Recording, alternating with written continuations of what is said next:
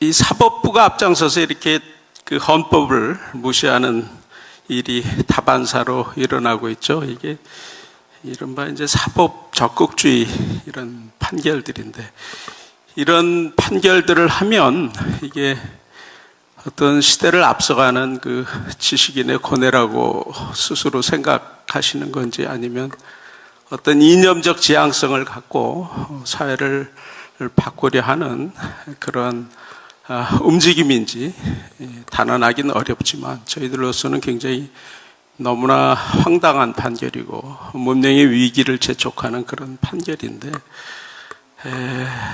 10월 27일 날 200만 연합해서 예배 드릴 때도 이런 문제들이 나오겠지만, 오늘 이 자리를 계기로 해서 더욱 이 사회가 어떤 한 방향으로, 이른바 이제 학술적으로 얘기하면 뭐 문화 막시즘적인 이런 현상들이 나타나는 건데, 막을 수 있는 힘은 저희들 기독교인들, 깨어난 이들이 기도하면서 이렇게 뭉치고 하나 되면 틀림없이 막을 수 있으리라, 이렇게 믿고 말씀을 드립니다.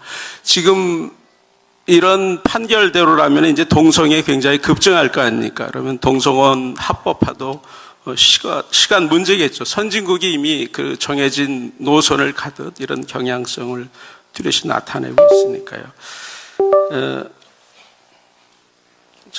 괜찮은가요? 이대로 가면 이제 차별금지법도 통과가 되겠죠. 이제 사회적 문제 발생 물론이죠. 지금도 간간히 해외 토픽처럼 보도되고 있지 않습니까? 이게 여성 교도소에서 이렇게 강간 사건 발생한다든지, 운동 경기 싹쓸이 하는 건 이제 더 이상 뉴스도 안 되고 그러고 있죠. 앞으로 이렇게 되면은 헌법이 지금 보호하고 있는 가족제도 근간이 송두리째 무너지지 않을까, 이렇게 정말 걱정됩니다. 이 결혼보다는 이제 결혼 안 하고 그냥 동거하는 이런 사례가 너무나 늘어나겠죠. 이 가족제도 무너지면은 가장 가슴 아픈 게 생육하고 번성하고 땅에 충만하라고 이렇게 주님이 성경에 말씀하셨는데, 이런 게 다 무너지는 거죠. 이게 가정을 통해서, 일남일녀의 결혼을 통해서 우리가 가정을 이루고 그 자기 가족을 위해서 자기 회생을 하고 사랑을 배우고, 이런 사람들이 사회를 구성하고 해서 문명이 발전하는데, 이런 방향이 송두리째 거꾸로 가는 그런 사회가 되지 않을까. 이른바 이제 동성애와 성윤리 타락, 이런 것들이 문명 붕괴의 조짐이 아닌가, 이렇게 지금 생각을 합니다. 역사적 사례는 그런 것들을 많이 보여주고 있죠. 그런데 이 정도 되면 언론이 앞장서서 그 문제점 보도하고, 이제 문명 다큐멘터리 이런 것도 좀 만들어야 되는 거 아닙니까? 그런데 교계 언론에서만 이런 모습을 볼 수 있고, 일반 언론에서는 전혀 볼 수가 없죠. 이게 일반 언론에서는 사실상 이 동성애 문제는 성역처럼 돼 있다 해도 과언이 아닙니다. 이 국가인권위원회가 한국기자협회하고 이제 그 공조해서 인권보도준칙이라는 걸 만들었죠. 그래서 동성애에 대해서는 부정적인 보도를 안 하는 게 언론계에서는 관행처럼 되어 있습니다. 언론 스스로 국민에게 알릴 권리에 족쇄를 채운 건데, 기자들은 뭐 자기 맡은 바 일만 바쁘니까 대개 이런 문제점을 잘 인식하지 못하고 이런 관행이 그냥 굳어져 오고 있는 거죠. 그래서 이제 동성애로 인해서 에이즈가 급증하고 있지 않습니까? 특히 청소년들 에이즈가 급증하고 있는데도 보도가 안 되고 있죠.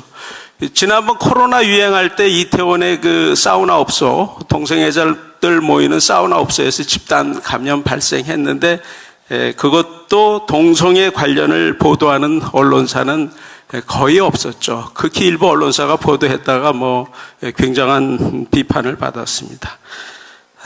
그것뿐입니까? 2016년 5월 달에 대부도에서 토막사체 발견이 됐습니다. 이게 사건의 발단이 동성애였어요. 근데 동성애라는 언급을 안 했죠. 전부 안 했습니다. 인권보도준칙이 관행적으로 지켜지고 있으니까. 그래서 저는 제가 보도본부장이었으니까 동성애 언급하라고 이렇게 보도를 했고, 그게 팩트고 그게 맞으니까 보도를 당연히 해야 되는 겁니다. 그런데 딱 3개 언론사만 보도를 했고, 나머지 언론사는 동성애라는 언급을 안 했죠. 반면에 이제 이른바 좌편향 언론들은 이 동성애에 관해서 부정적인 면은 어떤 사실조차 보도 안 하면서 이 차별금지법에 대해서는 거의 앵무새처럼 지지하고 또 통과를 계속 외치고 있는 이런 경향을 보이고 있죠. 정말 언론 정신 차려야 됩니다.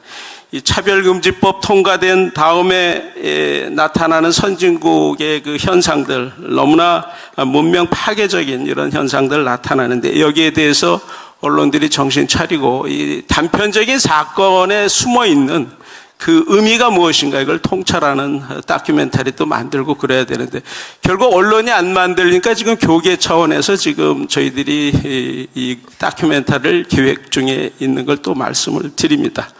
어쨌든 이렇게 언론이 굳어져 온 이런 그 일방적인 그 알 권리 포기, 이것이 이번에 이제 안창호 국가인권위원장 되신 게 정말 신의 한 수처럼 느껴집니다. 그래서 앞으로 저희 복음 언론인에도 미약 하나마 힘을 보태서 인권 보도 준칙의 독소 조항, 이 시대 문명의 위기를 지적하지 못하는 언론, 잠자는 언론을 깨우는데 더욱 앞장서도록 하겠습니다. 감사합니다. 네, 감사합니다.